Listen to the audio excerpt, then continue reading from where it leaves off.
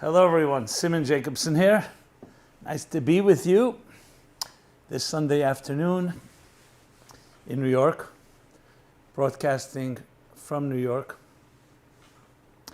And the new series that we have launched, which is getting a lot of great feedback. I really appreciate it. Thank you for your comments and thoughts and suggestions and critique as well, constructive critique, is applying biblical personalities, narratives, and events to our personal, spiritual, psychological lives in the 21st century. So in the ongoing series, today we shall discuss Jacob's Ladder, a lesson on the ups and downs of life, navigating the rise and fall of our vicissitudes. This program is dedicated in honor of Artem Karpov's upcoming birthday. Okay, so the Jacob's Ladder story is one of the more popular ones. They go up there with a story of Exodus from Egypt, story in the Garden of Eden, Jacob's Ladder. And that is that Jacob, on his journey, escaping the vengeful twin brother Esau, and as well as going and seeking his soulmate. So Jacob embarks on a journey. It's beautifully stated in the Bible that Jacob leaves his home, which is called the Fountain of Seven. Interesting name. Be'er-sheva. Be'er-sheva, it's a city now in southern Israel. And he goes to a place called Haran, which literally means a place of wrath, a hostile place of tension, of difficulties, of corruption. So many ways this journey reflects the journey of all our lives, the journey where our pure, innocent soul leaves the Fountain of Seven, which the Kabbalists refer to the seven emotional attributes, the seven emotional dimensions of the spiritual spectrum of our lives. So the souls arrive from there and they go down to this world, thrown into a very hostile, difficult world, a world where there will be duplicity and corruption and disappointments and heartbreak and tragedy, many beautiful things as well. So Jacob's journey is your journey, it's my journey, it's our journey. And then immediately we hear how as he leaves and his big journey begins, he has a dream. The dream, what we call Jacob's Ladder. He sees a ladder in his dream. And that ladder he sees angels, divine angels going up and down this ladder. When you look a little deeper into the story, you see it was a 4-rung ladder. And then he continues in this dream thinking about his journey, and this journey, which will be a difficult one, and he's fearful because he's entering a new domain, new terrain, new areas where he's never been before, and he's tentative. And God appears in the dream and says to him, don't be afraid. The place that you are right now resting will be given to you and your children. It happens to be Jerusalem, the Temple Mount. It wasn't yet a temple there, but it was that place where he was sleeping. And your children will spread to the east and to the west and to the north and to the south. And I will be with you and I will protect you. That's the essence of it. Jacob wakes up and realizes he's in the sacred ground, hallowed ground. But let's talk about this ladder. What is the significance of a ladder? Now, ladders always represent some form of a bridge. But especially when you talk about a ladder, it's a bridge that is not horizontal, but it's vertical. It says the ladder is standing on the ground, and at the top of the ladder is in heaven. What is the significance of this ladder? So when you look at some of the commentaries as they explain its symbolism, interestingly, it talks about that this was part of a vision that Jacob was having about the future of history, the future of the world. And that the 4 rungs of the ladder refer to the rise and fall of the 4 main empires. that would dominate history, with the last one being the Roman Western Empire, and the previous one, the Babylonian. And there are different opinions. Some say the Ottoman, or the Ishmaelite one, from the children of Ishmael, from the Arab and then later Muslim kingdom. But regardless, it reflects the major empires and their rise and fall of nations. And hence a ladder, because the ladder will go up and down. But on a microcosm, it's really actually the rise and fall, or the ups and downs of each one of our lives. And here's the interesting thing. In the dream, the angels, the first thing it says, the angels are going up. And then they say they're going down. So there's an obvious question. Heavenly angels first go down, then they go up. So there was a very brilliant rabbi called Yisrael of Rizhin. He was so brilliant as a kid, he was able to anticipate all the questions that the commentaries asked on the Bible. When it came to this verse, his teacher asked him, so why don't you ask the obvious question? He says, what's the obvious question? He says, why are the angels first going up? They should first come down. They come from heaven, then they return. So it's not a question. This is a dream. All kinds of strange things happen in dreams. That was his answer. But why indeed do the angels first go up and then down? First up and then down? Because all of us, what is exactly an angel? An angel is a divine and spiritual energy. It's an energy generated by our work. So we are accompanied by angels all the time. But what does that mean? Let's not turn it into a juvenile or nursery school type of imagery. Think of it in a more spiritual sense. You do a good deed, in a sense you generate a spiritual energy. That's an angel. You do a bad deed, you generate a negative energy, a negative vibe. So the first are the angels that are with us here on earth. And they go up, they elevate, they carry our prayers, they carry our wishes, they carry our aspirations to heaven. So think of the ladder as a transcendent journey. That's what a ladder is. Your feet are firmly planted on the ground, but your head should be in the clouds, in the heavens. Heaven represents the transcendent, that which is beyond us. Earth represents that which is us. A human being, to be healthy, has to always have this fluctuation, the pulsating energy of up and down, of the heartbeat, the contraction and the expansion, of the breath, the exhaling and the inhaling.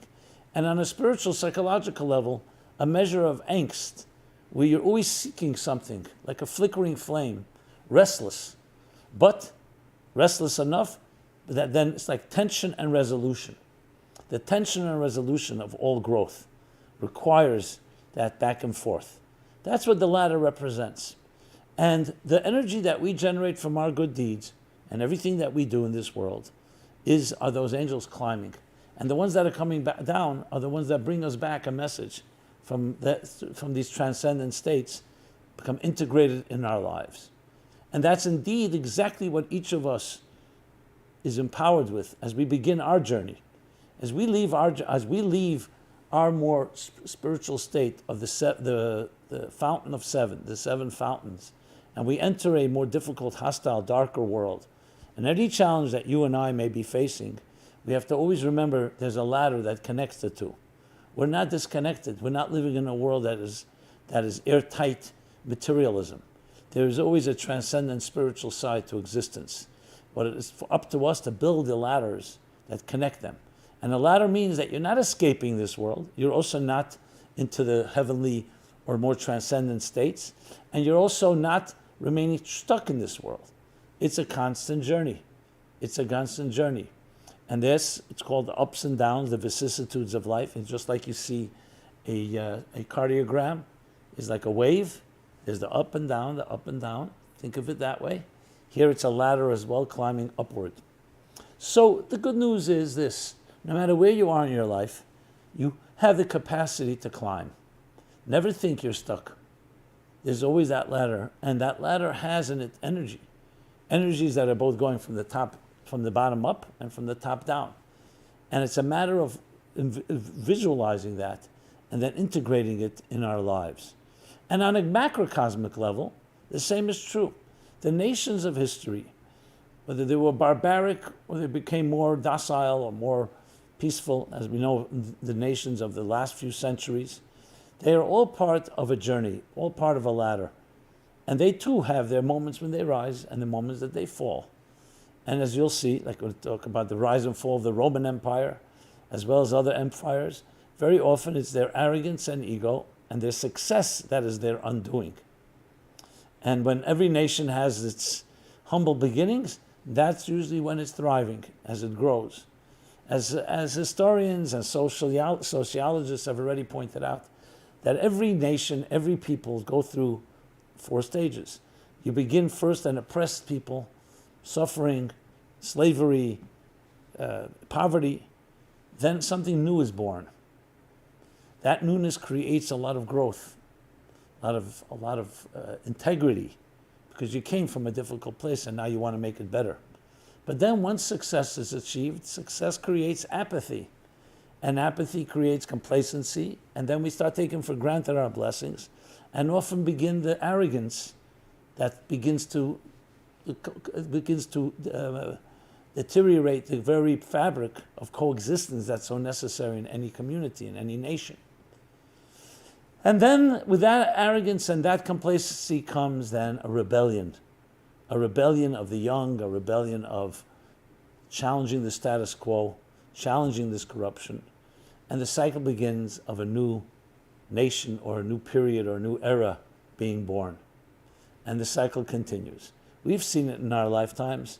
Talk about the United States of America when it first was founded, and then as it became more successful, especially when you talk about the 40s and 50s after World War II, the movement that began to rebel against the conformity of the man in the gray flannel suit, symbolism. And then that rebellious movement of young revolutionaries itself became the problem, the establishment. And each generation has to go through these different ups and downs. Right now, post-COVID, the new 21st century that we're 21 years into, almost finishing the 21st year, is also going through its birth pangs, especially with technology and with other factors that have disrupted this world. And there too comes a birthing. That's what a disruption is about. And finally, on a personal level, the microcosm, which is you and I and each one of us. And that's the main focus I'd like to, because that's what we have most control over. How are you going to navigate these waves, these tensions and resolutions, the rungs of the ladder? So when you think about Jacob, you're talking about 3,500 years ago, a little more than 3,500 years ago.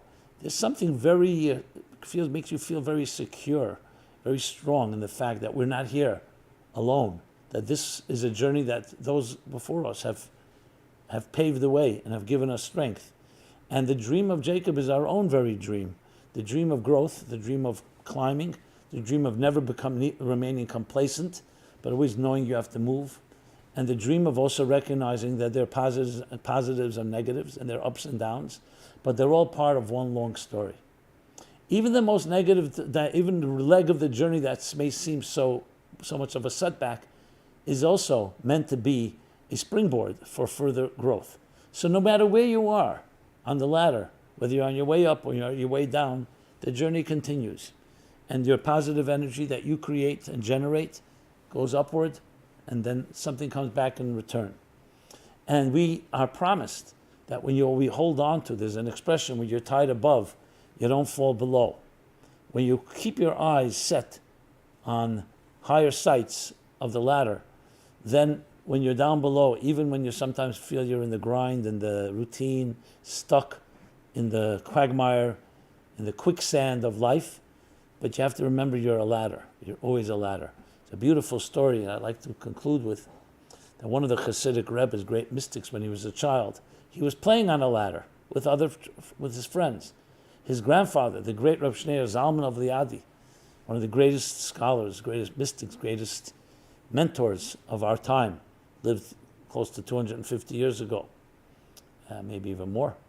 And he passed away in 1812, so you can do the math.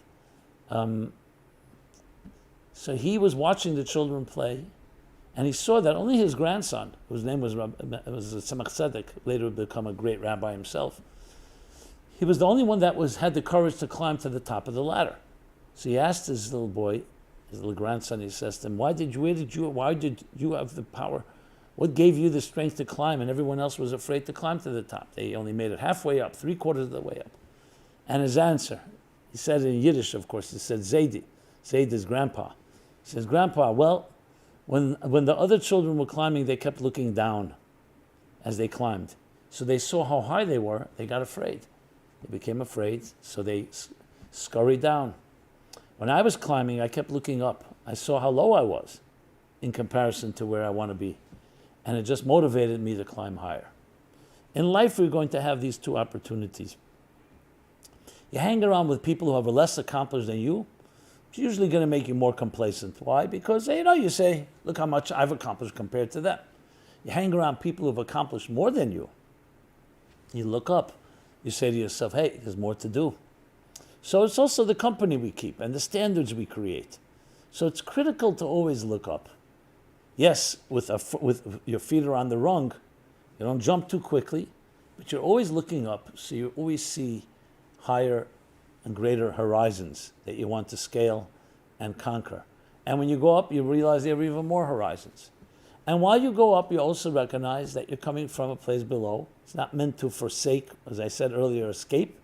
It's meant to elevate our lives. Just like the heartbeat. The new contraction and expansion of the heart, the new breath brings fresh air, while exhaling removes the stale air. So it's about constant balance of that type of growth. If we can align ourselves to the journey of the ladder, that is the key to life, navigating. Not to remain too stuck in one place, always growing, but not growing too fast that you cannot internalize and integrate it. That's the story, my friends, the story of navigation. Jacob's ladder, the ups and downs of life, navigating and finding the best in both tension and resolution as they feed off each other. May you be blessed that you should have the least amount of anxiety, but a measure of angst and tension, not animal bliss, to keep you going, and then finding the resolution, which is only a stepping stone to the next level of growth. Growth that grows and grows, and it becomes integrated into who you are. Thank you so much. This has been Simon Jacobson. It's a great honor, pleasure to speak with you. I'd love to hear your feedback, thoughts, comments, as well as if you thought this was valuable, please share it, please like it, please pass it on. A ripple effect. Maybe create many, many ladders, and may they all be, the synergy of them all feed off each other as we navigate between heaven and earth. Because at the end of the day, where does heaven meet earth? Right at your doorstep. And it's your job is to create that ladder. Be blessed. Thank you so much. Check us out at meaningfullife.com. This program every Sunday is live on all our platforms, but then, of course, archived so it can be seen and viewed anytime you like. And again, look forward to hear your thoughts. Be blessed. Have a great week.